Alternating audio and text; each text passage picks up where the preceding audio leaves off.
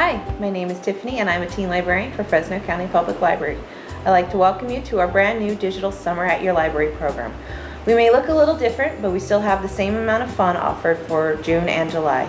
I'd like to take this time to remind everyone to visit our website at fresnolibrary.org/summer. There you can find a lot more information on all the fun stuff we have offered for Fresno County, such as grab-and-go lunches for kids and teens, take and make crafts for teens, and a reading program for all ages. Again, go ahead and stop by fresnolibrary.org/summer for more information. Enjoy the show. Thank you.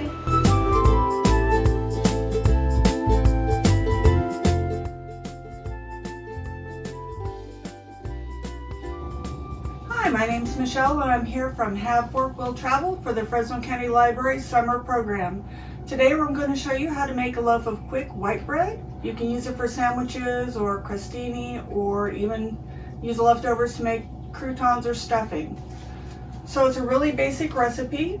It seems like during the last couple of months everybody's been going out trying to find some yeast or bread, which wasn't available the first month or so, or flour to make their own. So this is an easy recipe that anybody can do. If you have small kids, they will have lots of fun making this also because it's a little messy. So to start off with, you need a clean area, 3 cups of all-purpose flour, about a half a cup of milk, a half a cup of water, a quarter cup of a light oil like canola oil, 1 packet or 2 teaspoons of dry active yeast, 4 tablespoons of white sugar, and 1.5 teaspoons of salt. So to start with, you're going to take the flour, put it in a large bowl. You're going to add all the ingredients: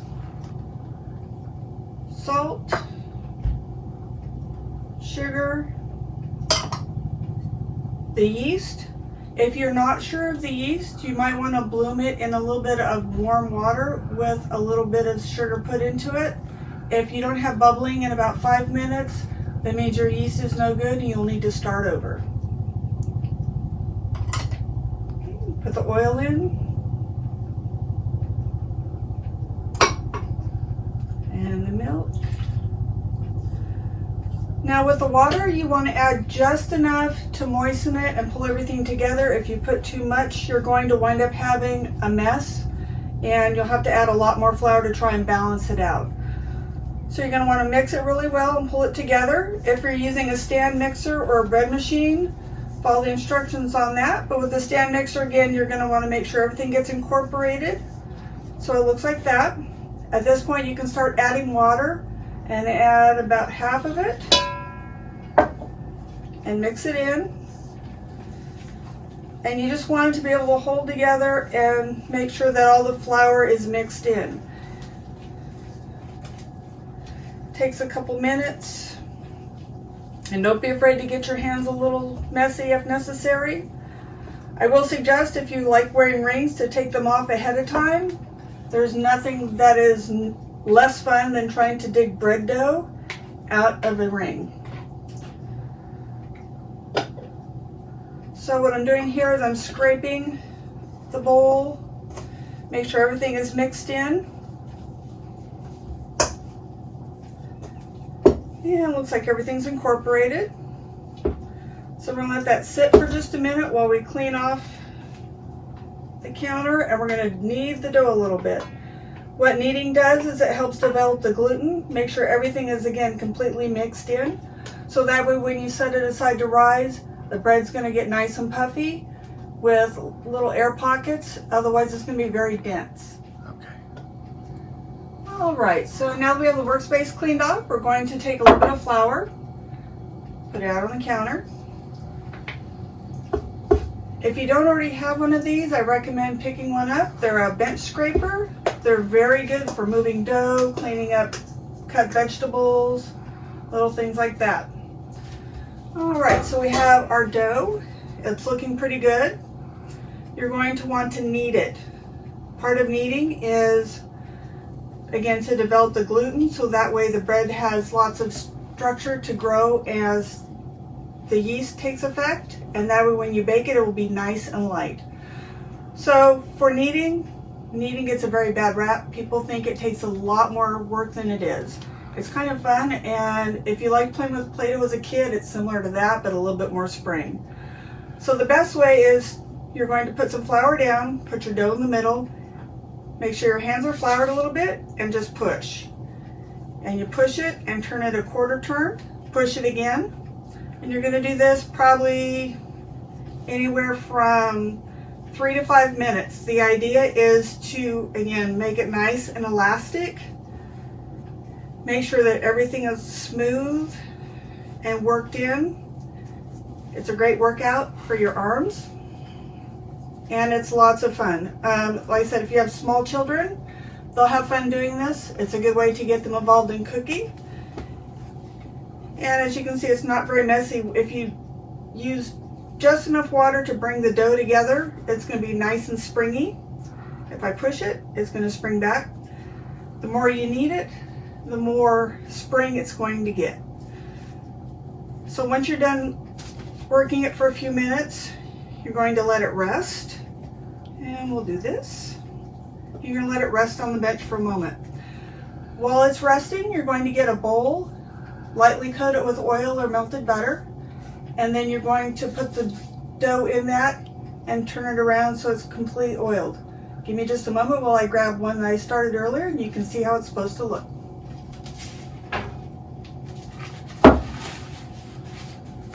Alright, this is one that I started earlier, and as you can see, it started rising really nicely. It's about twice the size. So what we're going to do is we're going to transfer it out. And it's nice and springy and light. I'm going to put this one back in here. So go to the store and get inexpensive shower caps. They're really easy to clean. They don't stick to the dough. And if you've ever tried fighting with plastic wrap, this is a much easier solution. So once it's covered, you're going to want to set it off to the side for about an hour to hour and a half till it's almost doubled in size, and then it'll be ready to form. Alright, so this one's risen already. We're going to put a little bit more flour down. And again, see how springy it is and light, where the other one was not quite as light? So you don't want to work it too much, but you do want to knead it just a little bit to bring some of the gases out. If this was sourdough, we would be working it a lot differently because you don't want to work the gas out when you're forming it. But considering this is a sandwich bread or white bread, it's handled a little bit differently. It's yeast or leavened with yeast as opposed to leavened with a sourdough. All right, so that's about ready. One more. All right, see how nice that looks? So now we have kind of a log shape. And what we're going to do is we're going to get a pan ready. It needs to rise one more time. So I have a little bit of cooking spray, and the idea is you don't want it to stick, so that way it's able to rise. So we have the bread. It's shaped like a loaf. You put it in there. You're going to coat it with a little bit of oil. You can use cooking spray. It doesn't have to be perfect, just to keep the surface a little moist. You're going to want to cover that again with plastic wrap, or if you buy two shower caps, cover it with the shower cap and let it sit for about an hour to hour and a half. It's going to double in size and come to the top of the pan. So we'll give it a little bit of time. When we come back, I'll show you what it looks like, and we'll put it in the oven. All right, let's pull the top off this and get it ready to go in the oven. I want to be really careful to not disturb the top. Look how pretty and bright that is. Nice and fluffy. It's time to turn the oven on to 350 and put it in. All right, everybody, now that the bread is baked for about 30 to 35 minutes, we're able to pull it out of the oven. As you can see, it puffed up really well and deflated a little bit on cooling, which is normal. Once it comes out of the oven, you want it to cool down a little bit and take it out of the pan. Just flip it out and set it on a rack to cool, or a clean tea towel or kitchen towel would work as well. That way the bottom doesn't become soggy once it cools. And just to show you the one that we were working on earlier, I put a little bit of sesame seeds on top. It's about ready to go in the oven. It needs to proof just a little bit more. So in about an hour and a half, 2 hours time, you can have a loaf of fresh, soft bread that's perfect for sandwiches or just snacking. And just want to let you know, if you have any questions, any comments, any recipes you want to see, go to www.forktravel.com and drop me a line. And remember, life is too short for bad food.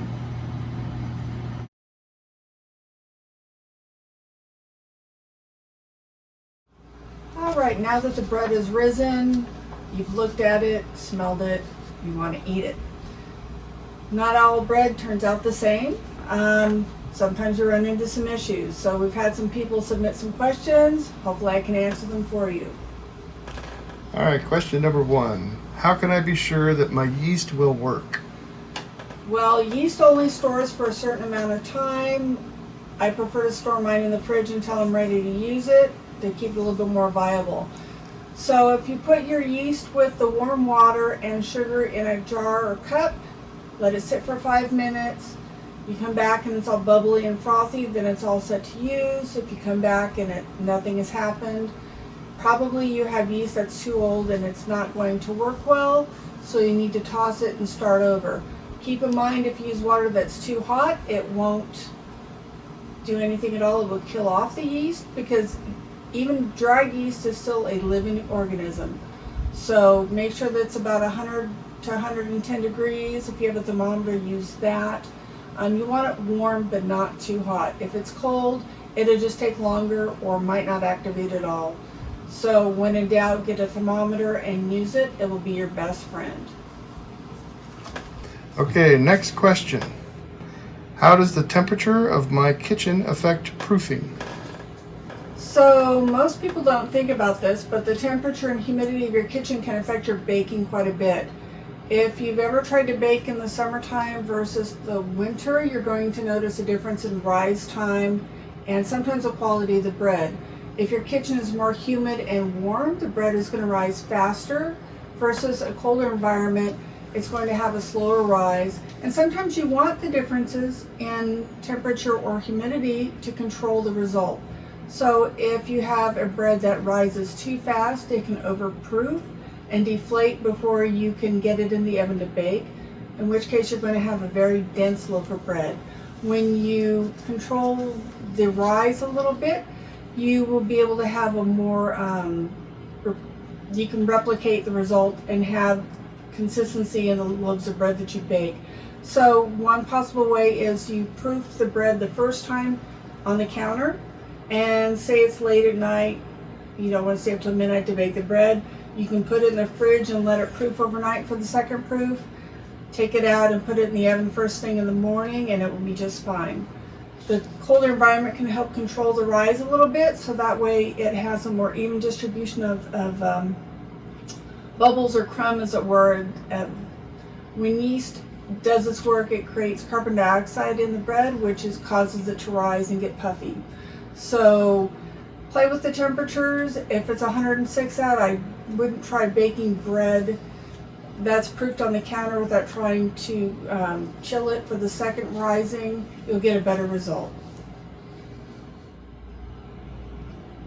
Okay, how can I tell when my dough has risen enough? So this is where paying attention comes in. When you have your dough, you knead it down the first time, you put it in the oiled bowl, you flip it over so it's covered with a little bit of oil or grease.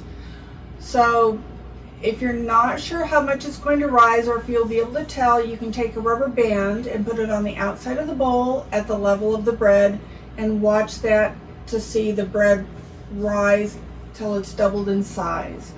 Once that's done, you'll pull it out, knead it down again for about 5 to 7 minutes depending on the dough. You'll put it back, format, and put it in your pan. Make sure that the pan has been greased lightly, and then cover it with a damp towel, just so that way it keeps it somewhat moist. The way to tell on the second rising is if it's risen enough, you're going to want to take your knuckle and just push into it just a little bit.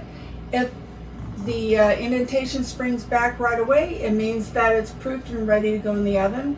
If the indentation stays and doesn't spring back at all, it means it has overproofed, and you're going to want to get it in the oven as rapidly as possible.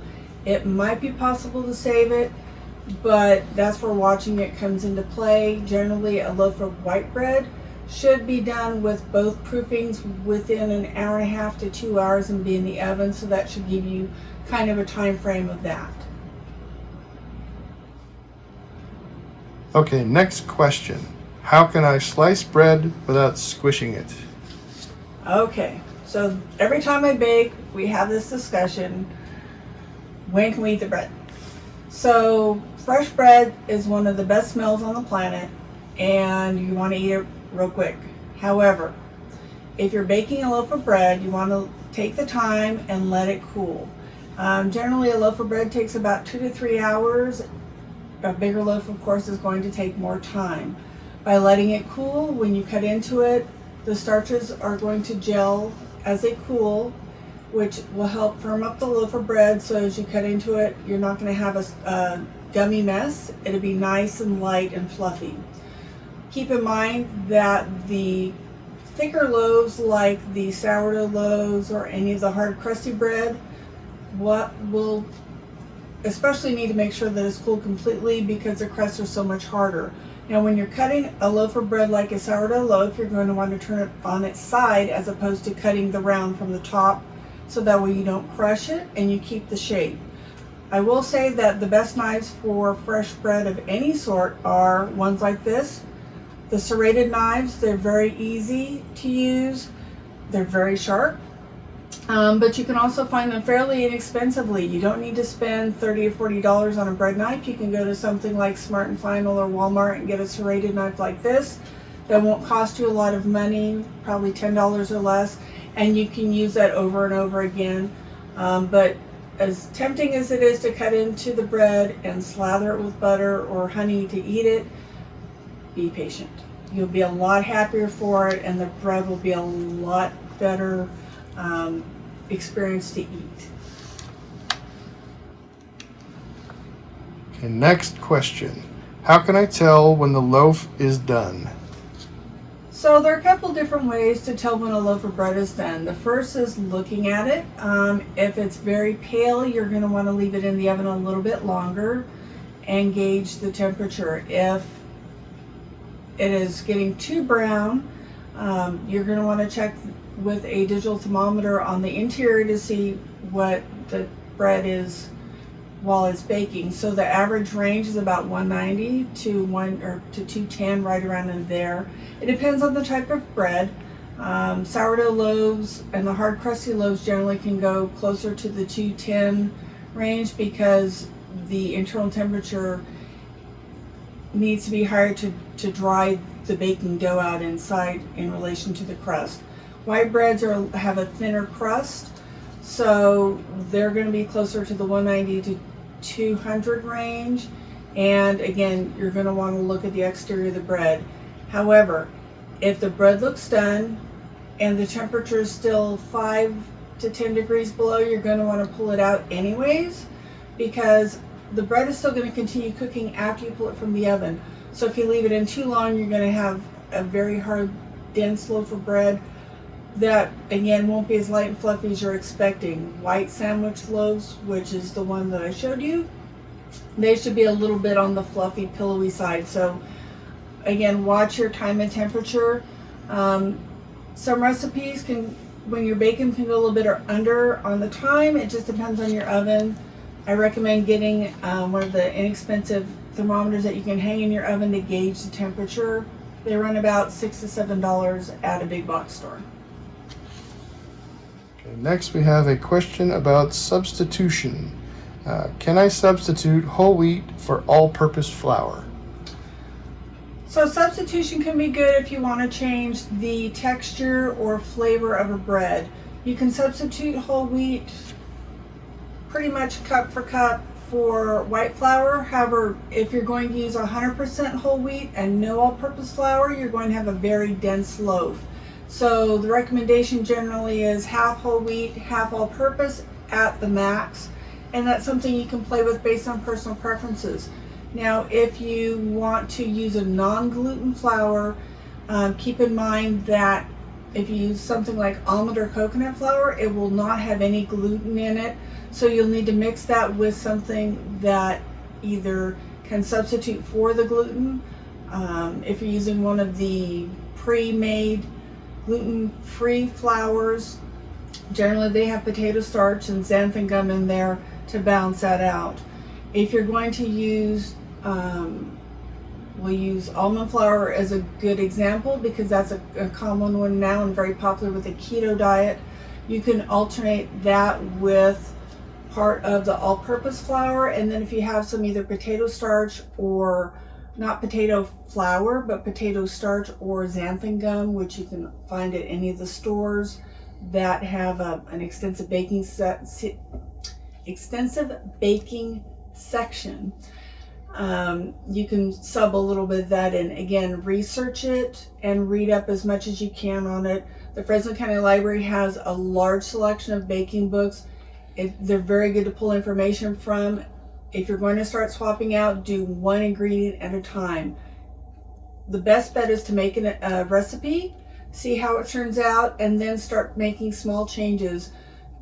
Don't try to make any large changes because you're not going to know how the outcome is going to be, and it'll be harder to tell what you need to fix for the next round. But do experiment, do try different flours. There's a ton of different flours available, everything from whole wheat, rye, spelt. It's amazing the amount that's available in this day and age. But the main thing is bake. Get your pans, different sizes. If you're using one like this, it will take a little bit longer to bake because of the tall sides. The average baking pan takes about between 30 to 50 minutes depending on the recipe and the density of the bread. But try it, have fun, don't be afraid to make a mess, and remember, life is too short for bad food. Thanks.